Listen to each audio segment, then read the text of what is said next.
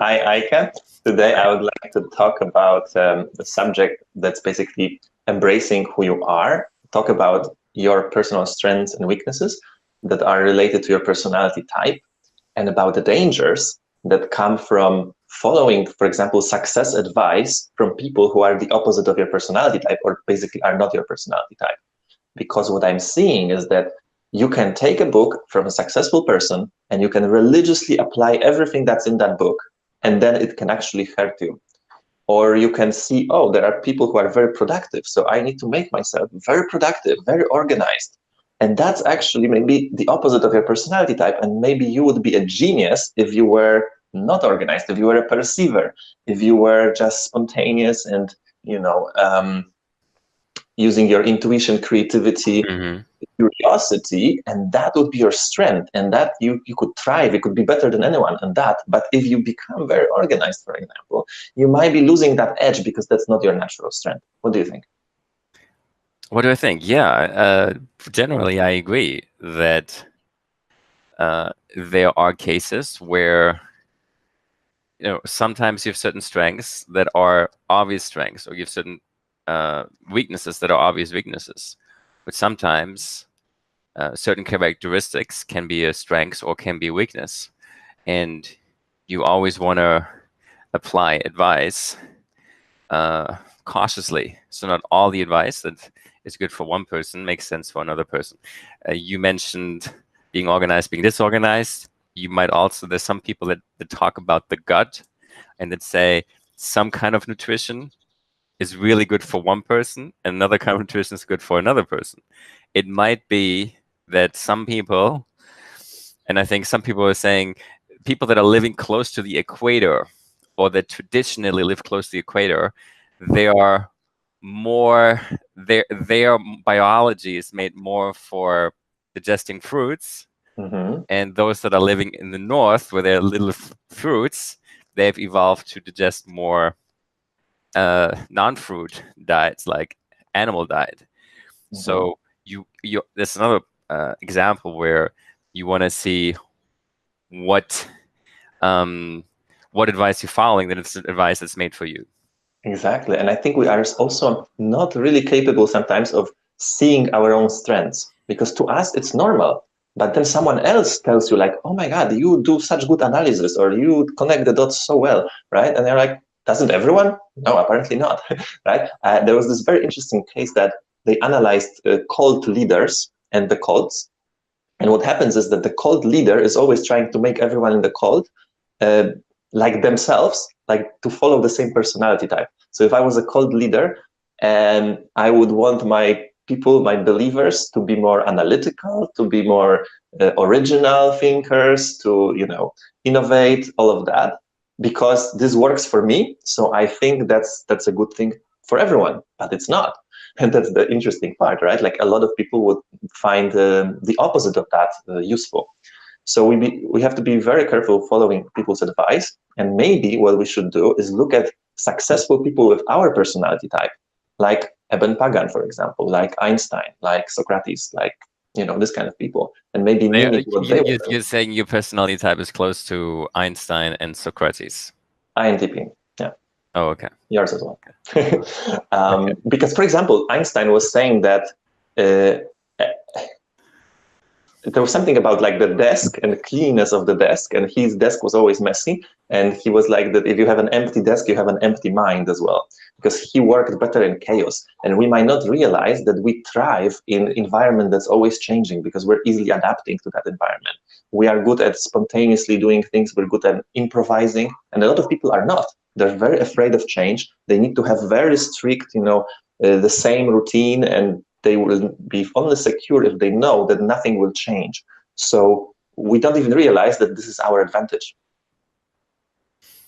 Okay, I see. I think it would depend. So, for example, on the topic of organization, I am naturally somebody who is very disorganized.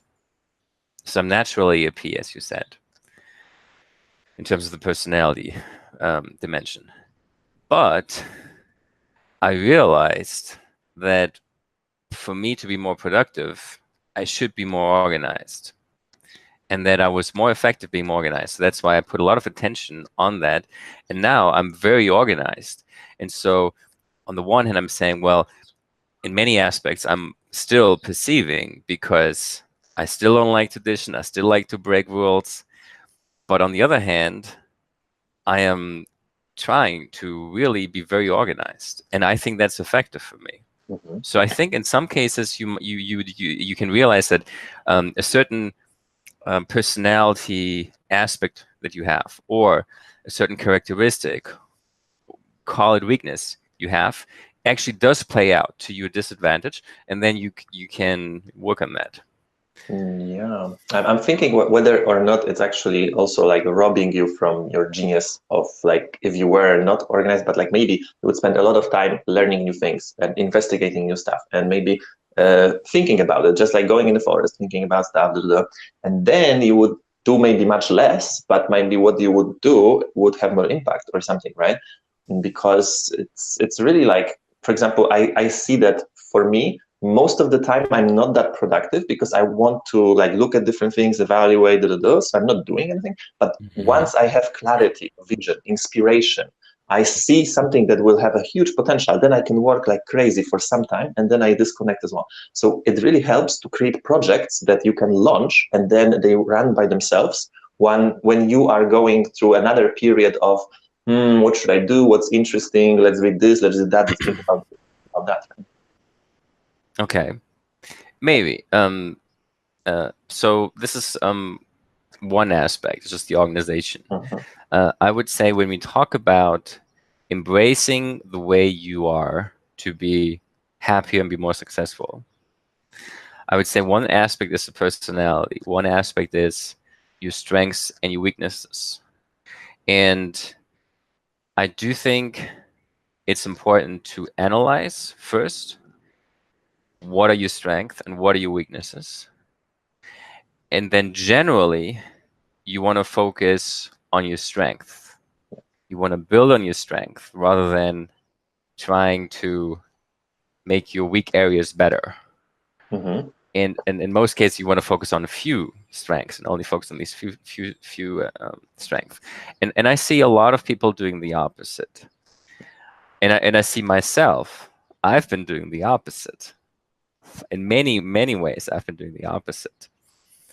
And I do think that one of the reasons why we like to focus on the weaknesses is that it's easy to improve the weaknesses. When you're already at the top level, to get better is quite difficult, to get to the next level. When you have a low level in something, it's quite easy to then go to the next level. To give you one example, learning languages. So when I learn a new language, and I really focus on learning that particular language, it might take me 2 weeks to be at a level where I can have a basic conversation with somebody. So I know that 1,000 words, and I know that you know this, 1,000 words is just enough. If you just focus on this 1,000 words, it helps you to have a basic understanding of the language extremely quickly, right? So it's kind of addictive. For me, it was addictive to go to a new country, spend 2 weeks, learn the language, have a basic conversation with somebody. But then what I don't do is I don't focus on getting to the next level, to get perfect in grammar, in writing, in communication in that language. I'm just at a basic or fluency level, but then getting really to the top, it's really hard. So, but I think that's a mistake, because I rather speak 3 languages, 4 languages at the highest level of proficiency with great communicative skill and written skill as well, rather than speaking 8 at a level of so fluency. Okay, so you're basically saying that there is like the low-hanging fruit. You can get a lot of benefit for not much effort, and that attracts you. And yeah, that makes sense. Exactly. And I think there's also, in American books or seminars, they always tell you like you need to apply what you learn. Only the people who apply, move ahead and all of that. So there's such a focus on application. And then if you take a book that's incompatible with you and start applying it, like I don't know, you read E-Myth and you think that if you do business, it has to be 1,000 employees and has to be great scale and so on, and you happen to be like an introverted perceiver, and it's like it doesn't really work that well to your personality, right? Like if you were an extroverted judger, that you'd probably thrive in that environment. And that's where I think it's really important to look at other people who are your personality type and who are successful, and like what do they do. For example, Eben Pagan created a lot of information products in different niches, from like meeting women through internet marketing, through Wake Up Productive, building businesses, building wealth, because our interest tends to be very, very strong for a period of time, and then we get disinterested in that. And we cannot consistently build, I don't know, a career of 50 years of doing just one thing. I don't know the personality of Brian Tracy, but I see that he wrote so many different books on so many different subjects. So it's sales, it's personal development, time management, and so on, right? So that's another part that's interesting. Like we would probably not be great as a doctor or something because we would get bored at some point. What do you think? Yes, okay. But now you're saying that our personality type, INTP, makes us want to pursue many different interests, which I would say generally is not a good advice. I would say embracing yourself means embracing your personality and embracing your strength and your weaknesses, and then focusing on the strength rather than your weaknesses, and focusing also on the biggest strengths you have. Mm-hmm. And I would say we tend, in the personality type, we tend to want to do a lot of things, and we tend to be disorganized. So we recognize it. I recognize it myself. I tend to be disorganized. I tend to want to do a lot of things. And then I thought, no, this is not good. Does not make me happier or more productive. So I have to be more organized. So I worked on myself. Okay. And I have to be more focused on my biggest strength. Mm-hmm, mm-hmm. And so I cut down on a lot of other stuff I was doing. Yeah. So I would say it's a double-edged sword. It's yes, you do want to focus on your strengths and weakness and on your personality type, and you want to embrace it. But you also need to recognize where your weak points are, and don't succumb to them. There is a benefit to moving a little bit from being extreme perceiver a little bit to be more organized, because like being in complete chaos all the time is not going to be productive, right? But there are some steps you can take to be more organized. But I'm just wondering, what's the cutoff point after which you are stealing from your genius in a way, right? Like you're becoming too much of a judger or something like that. Because yes, I do see that some of the organization helps sometimes. And I would say that working in projects where you focus like single-mindedly on one thing for a period of time is perfect for us. And then after, I don't know, a year or 3 years or something, having that ready, having that working for you, maybe it's a book, maybe it's an online course that you create, maybe it's some business that you create and then you can pass to other people. And then you're on to the new thing, but not pursuing 5 things at once. It's about like having curiosity and inspiration for this one thing that has the biggest potential right now, but also knowing that you're not committing to that for life because you get bored. So you will run this wave until it kind of dies out for you. You will not have passion for it anymore, and then you will jump to the next thing. But that's why it should be a project that can be launched, that can be completed, and then you move on, and the project still works. I understand, but from my own experience, I see the danger in that. I was about 25 years old, and I had done my first degree in economics within 2 years. Then I did within 1 year a degree in business administration. Then I did 3 master degrees. all in different countries, all speaking a different language, every time a new subject. Then I was doing a law degree. Then I did a PhD. Everything very short time, everything new country. Then I did start one company. Then I started another company. And I was wondering, wow, is that really effective? Because I don't become, I'm good in all these different areas, maybe very good, but I'm not 100% the way I could be if I would have focused on one area only. Yeah. And then I was talking to my nanny. It was taking care of me when I was like 2 years old. And she told me a very interesting thing about me, which was when you were small, you and your sister, you were doing puzzles. And your sister would do the puzzle and she would do it slowly and she would look at the puzzle and be very happy that she had completed the puzzle. And you, Eike, you would do the puzzle extremely fast. And before you would put in the last piece, you would already destroy it, put it back, and do another puzzle. And that was when I was 2 years old. It's like, oh my God, damn. It's maybe it's not just the environment. Maybe that's just the way I am. Maybe it's just that that's exactly how you describe. I'm focusing on one thing. I'm passionate about it. I want to get it done as fast as possible. But as soon as it's done, I'm like, okay, let's do the next thing. Which works out okay, but I feel there are certain things that I might be missing out on. I don't have the stability. I don't reach the level I could reach in terms of mastery if I were to stick to just one single thing. Yeah, I'm suspecting that for our personality types, mastery is not going to be in one thing, but mastery is going to be in like being a very good, like Leonardo da Vinci, person who knows a lot of different domains very well, but is not the number one in the country in any one of them. But maybe seeing the connections, like you learn this and you learn that and you learn that, maybe seeing something that, other people who didn't have that experience don't see. You have the very unique perspective that you studied in those countries, that you live there, you could observe people and culture and this and that, and what you see, the way you see the world is very unique compared to people who didn't have that experience.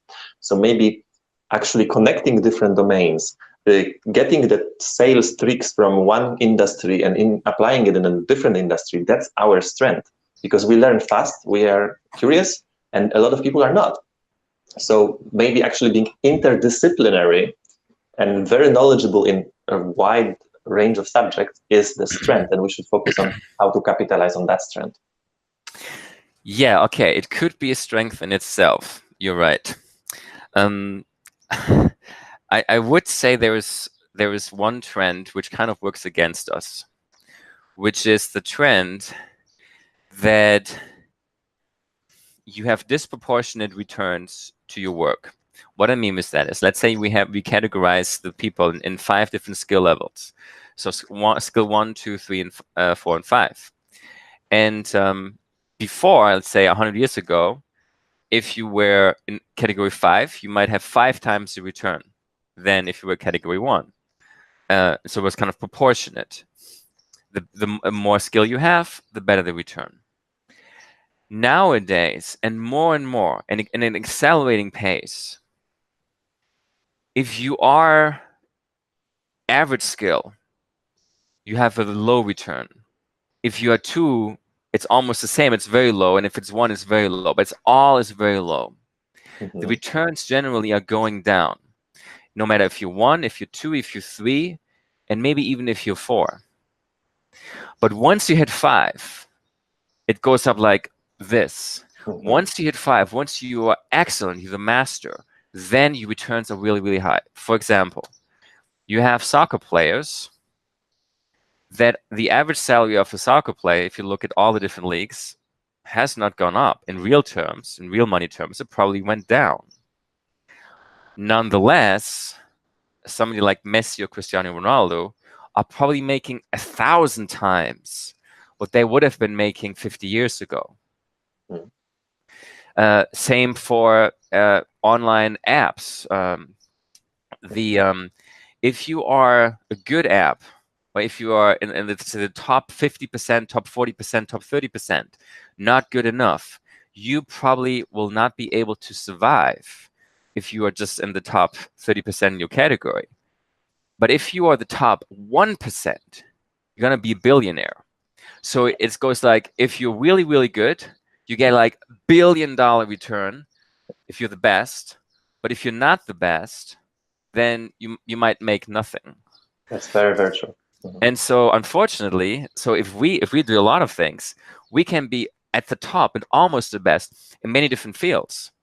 But if we're not the best, then the returns in all of those fields is going to be lower than much, not only a little bit lower, it's going to be 1,000 times lower than if we were the best.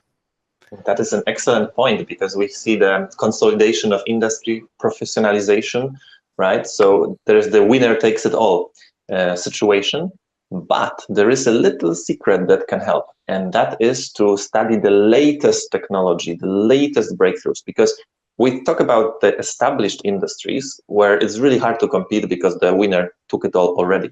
But there's this new thing and no one knows what it is. And like, if you spend a year studying this, you will be one of the best experts in the world in that or whatever, right? Like, there are these things popping up sometimes. And I think this is our strength as well, because we're open-minded. We like novelty. We like innovation. So studying the cutting edge of everything and the opportunities that come with that is our chance to very quickly be very good at something very new that doesn't have that much competition yet, and then do something nice in that, and then move on, because after a while it will be professionalized and there will be some other probably winner that will take it all. Mm-hmm. Okay. All right. So we looked so far at the advantage of embracing the way you are in terms of both strengths and weaknesses, and in terms of your personality. And we then looked at our personality type in terms of the Myers-Briggs test, INTP, and we said that we have some strengths and we have some weaknesses, and that you were saying it makes a lot of sense to focus on the strengths associated with that personality type. And I was saying, cautioning, that in some ways I feel that we have to take care of some of the weaknesses of our personality type. And what do you think about also having a partner, a business partner, that covers for some of the personality flaws, I would say? Because we have so many ideas, but we don't necessarily follow through on those ideas. But for example, I have a business partner who will write down all the ideas and then will bother me about it next week and the next week and next week. And what do we do about this idea? Because my excitement will go down. I will be like super excited. This is the next big thing, like whatever. And a week later, I will completely forget that I had an idea altogether, right? But he will write it down and he will remind me, and then it will actually get implemented. So maybe having the support around you that can manage you better is a solution as well. That's a very good point. Yeah, you're right. To not only look at your business partners in terms of their competence and their complementary skills to your skills, but also in terms of personality type. In fact, I remember that I was at an accelerator in China many years back, and one of the guys there had us do a test, and our business partners, all the team members, a test to find out who is what. And he was very much into this test, where you analyze team members according to the personality, so that you have complementary team members in terms of personality. I think it matters a lot. I think it really does. And it's like, we need a person who has a lot of patience with us, because we're all over the map. But and we get very excited and then we forget about it altogether. So there are some patterns, and if someone can spot it, and if someone is good at judges in general, I think are needed here. Potentially introverted judges, not to tire us too much with being extrovert, but yeah. So maybe there is a combination. It's interesting that, as you say, I'm also INTP, but I'm currently working with a client who I would say is also the same type, and he does exactly what you say. So he has a lot of ideas, some are short-term, some are long-term, some are big visions. And the problem has been in the company that that was too disorganized. So somebody would have this new idea and he would go to the developers and say, this new idea has to be implemented right away. So what I've implemented is a system whereby we go from ideas, we write everything down, then we have a weekly planning session. We then one by one look at our list of things, and we one by one put this into the sprint, what we're gonna, the task is for the week. And then I go to the developers and one by one, in a very structured way, tell them what needs to be done. So that from his crazy creativity, we get to an organized process. So I'm an INTP, but I'm very organized because I learned those tools, so that I'm able to help another INTP actually get things done. That's very, very nice. But you can see that we need either to learn like you learned, or to have someone who is a judger or learned this stuff, because I think most personalities are not complete of themselves to be a successful business leader or something. Like there needs to be the complementary person to kind of compensate for the blind spots, because there are blind spots. Because the price of genius is insanity in a way, right? Like, or the price of being amazing at what one thing is being below average on many things. So there is no free lunch, I think. You're right. Okay, so coming back to the topic, embracing the way we are. So if somebody wants to get started and wants to actually do embracing the way he is, what does he actually have to do? Yeah, I think they have to be very careful about advice, books and everything, and filter that through the lens of their own personality. So don't just apply because someone successful said so. Like, does it actually resonate with you? Do you want to naturally do that? Does it really make sense to you? And if it doesn't, if there is something not good there, maybe you should not do it. And then get a complementary partner potentially, and then go to your personality type description and read about your strengths and weaknesses and consider it. Is this true for you? And if it is, then you know what to do as well. Okay, but you're saying go to your personality type description, which means somebody first of all has taken the test. Yes, I would. Could be a Myers-Briggs-like test, and probably he should also take a test in terms of strengths or weaknesses. There is a test like this. There is a test like that. I've also taken that. And of course, another exercise that would be valuable is just to think about what are your strengths, what are your weaknesses, or ask other people what are your strengths, what are your weaknesses. There is another test that I like a lot, which is called the Johari Window Test, and it has 4 areas, 4 quadrants, and one quadrant is what do you see as your strengths. Another one is what others see as your strengths and weaknesses. And then there is the overlap where you see it as you see it as your strengths, or you don't see it as your strengths. And the others agree, or the others don't agree.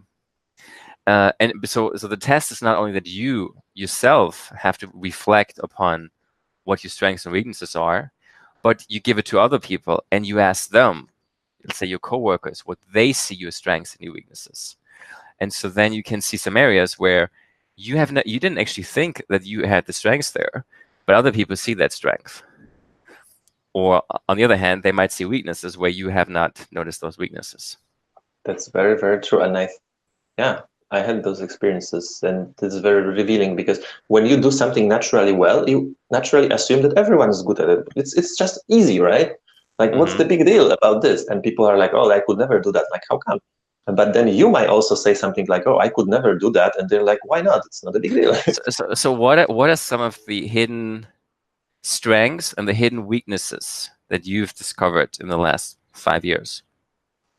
It's very consistent with the type description, I think. So coming up with new ideas, thinking outside of the box, for sure, and being like an original thinker that doesn't care about social approval that much, more cares about the truth. And a lot of people have a big problem with that. They would be like, oh, but society would reject me. I would never be able to think like this or do this. And I'm like, yeah, whatever. So that's a big one. How about you? Is that a strength or a weakness? It's both. I mean, I like it because Okay. there's also a role that this personality type is supposed to play in society. And I think our role is to be brave and to discover the truth and to tell the truth, even when people don't want to hear it. And we will be rejected socially, and we don't care about this because that's our role. I think that's how I see, and that's not only my idea. I read it as well. That basically, if society goes in the wrong direction, this is the type that's supposed to be like, hey guys, we're going in the wrong direction. We need to go the other way, and this is why. And everyone will hate you for it, but maybe you will save the whole, tribe from going and jumping from the cliff or something. Actually, animals have also personalities, and they also have INTP personalities, and that's exactly their role in the pack of animals. Okay. Like if what everyone is doing makes sense, and if not, then to correct the whole thing. Okay. Just right now comes to mind for myself, I've gotten a lot of people comment on my public speaking that was good, and I thought it was not good. So apparently it's better than I thought. And on the other hand, I have had some people tell me that I'm very intense, that I can kind of make people be scared of me. The way I come across, I look at them, and that I kind of make them feel uncomfortable when I ask questions. And yeah, so I was not aware of that. That's a weakness. So yeah, so there's one weakness and one strength that I discovered. I think this is what Socrates was also famous for. Yeah, of course. He was annoying everyone because we don't necessarily care about the social convenances of like you should be nice to people or whatever, but like the truth. So if we see that someone is like hypocritical or something, there's something illogical, we will point it out without thinking twice. Exactly. And yeah, that's another weakness. Exactly. But I'm not sure if it's a weakness. In society, we need all the 16 personalities for the very different types of roles. So there is the personality of, I don't know, the healer, and they will be very empathetic and compassionate, and everyone will feel amazing, in their presence or whatever. And then there are the people who will tell you the truth like this and don't care if you don't like it. Okay. All right. So we need to know what our personality is. From our personality type, we might actually be able to derive some strengths and weaknesses. And we should also think about our strengths and weaknesses. There are tests we can take for strengths or weaknesses, and that we can kind of think about it as well.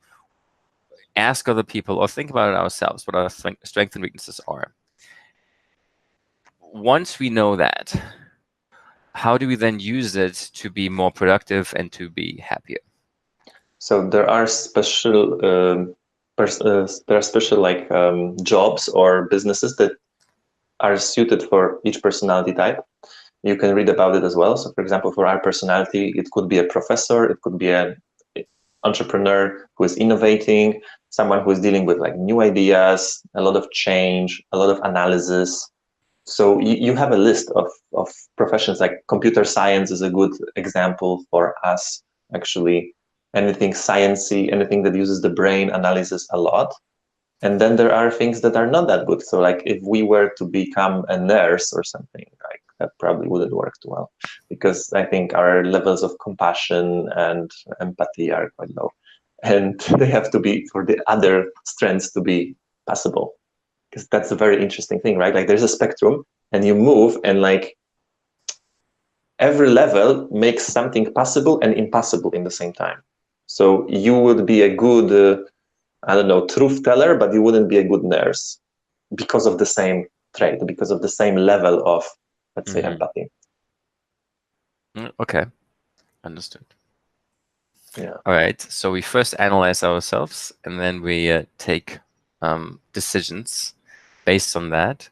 And then you mentioned also that we need to somehow take advice with a grain of salt when it comes from somebody who has a different personality type.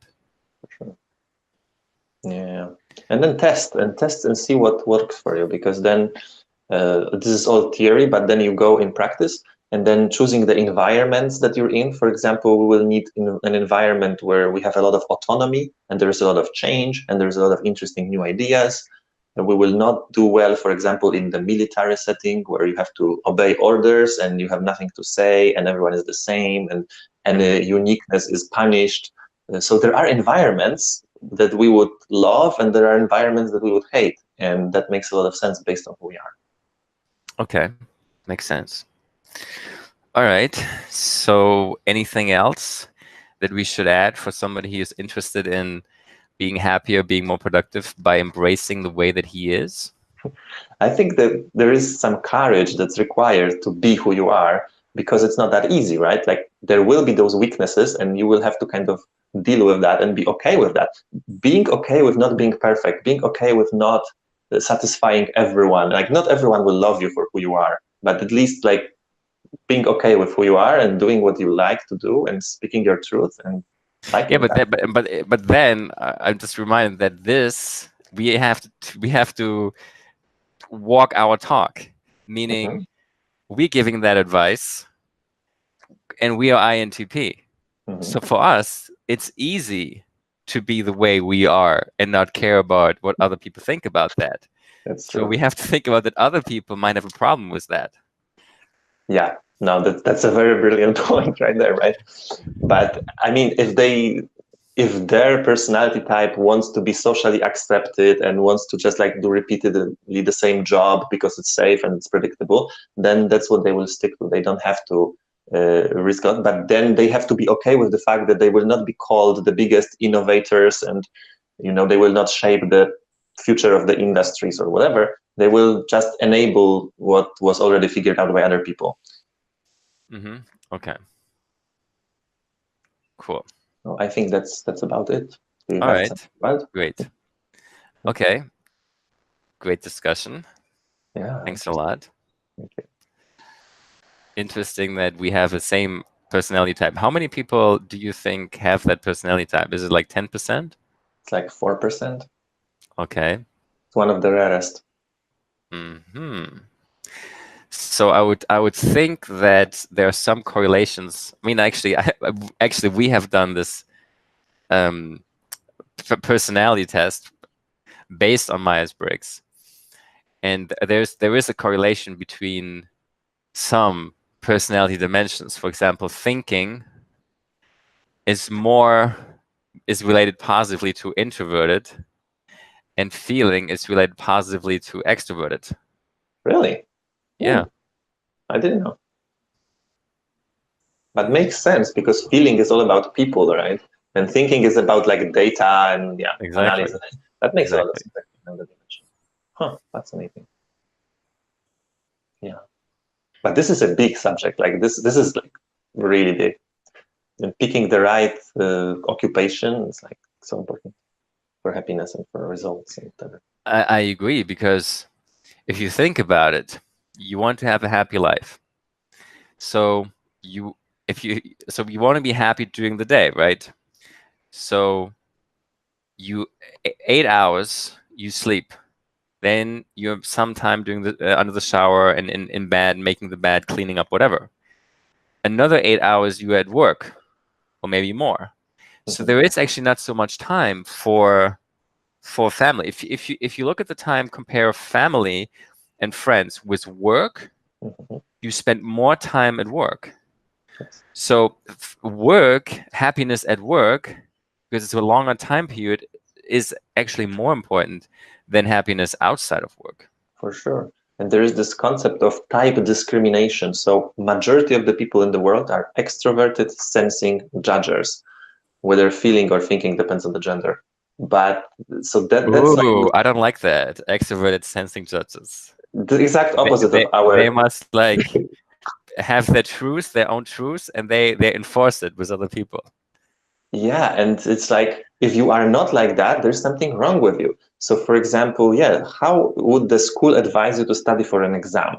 Well, 30 minutes per day, every day until the day of the exam, for example, regularly a little bit. But that's exactly what judges love to do. Actually, perceivers want to wait until the very last minute and get in the flow until there's nothing that's more important, and then they give it 100% and they are studying and so on. So that's a style, but this is a style that's not recognized as valid by society. Or the kids who are introverted want to stay at home and read a book. but parents kick them out, go play with other kids. You need to be like normal, like other kids. But that's like for extroverted kids better than for introverted people, and so on. So the whole world is designed for people with the opposite personality than yours. So you are actually facing discrimination every day just because of that. I see. I remember I was talking to a guy 15 years back, and he was working in the state government, and I wanted to take the final exam to be a lawyer. And I'd only studied law for 1 year. So he told me, look, I'm a lawyer myself, and I know that it takes at least 4 years, bare minimum. So to take the law exam after 1 year is impossible. So I told him, look, I studied, I know what I do, I'm actually one of the best students, I'm going to do great. Let me take the exam. And he said, no, because it's impossible to do it in less than 4 years. Oh, So wow. nobody can do it in less than 4 years. And I said, okay, let me prove it. I just want to prove you that I can do this. And they said no. And I finally went around and I got permission to take the, to graduate, to take the final exam after only 1 year of study. But again, couldn't think about why would somebody not want to take somebody else the exam? Why does he have to say this takes 4 years and everybody who does it in less than 4 years is not competent? If the exam shows you if the person is competent or not. Right. Yeah. That's very, very interesting. Yeah, so there are so many types of discrimination in the world. So we focus on, like, I don't know, feminists are saying that women are discriminated, right? And then there's racial discrimination. But then there is also the discrimination that if you have 192 centimeters, there's no furniture ever anywhere that's made for your size. So like normal bed, if I sleep normally on the bed, my legs will be like outside of the bed. Or like if I go to the co-working space, yeah, I can develop some problems with my legs because nothing is like properly adjusted to my height. And and then personality type as well. Like if you go to a job interview and say that you are disorganized, spontaneous, and like this, and you don't like to do the same thing all the time, it's like you won't get the job. Right?